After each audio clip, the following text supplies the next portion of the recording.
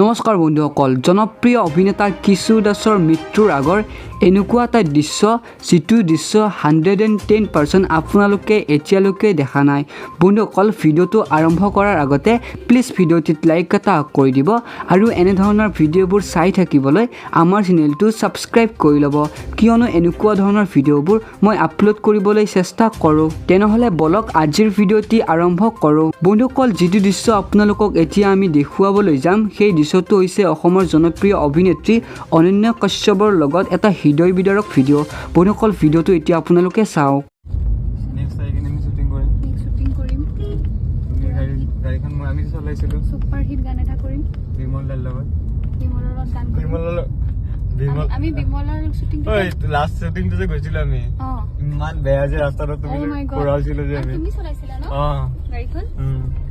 ঘূৰাইছিলো যে ইমান সৰু ৰাস্তাটো। সঁচা দেই, ভুল ৰাস্তাত গুচি গৈছিলো। ভুল ৰাস্তাত গৈছিলো, মজা আছিল। বোকাখত কেনেকুৱা মজা যোৱা না? অকলে যোৱা না? অকলে যাওঁ মই মেক্সিমাম।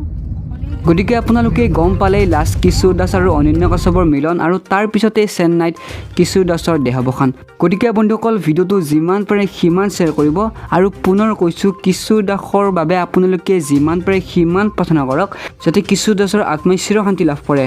ধন্যবাদ। জয় অসম।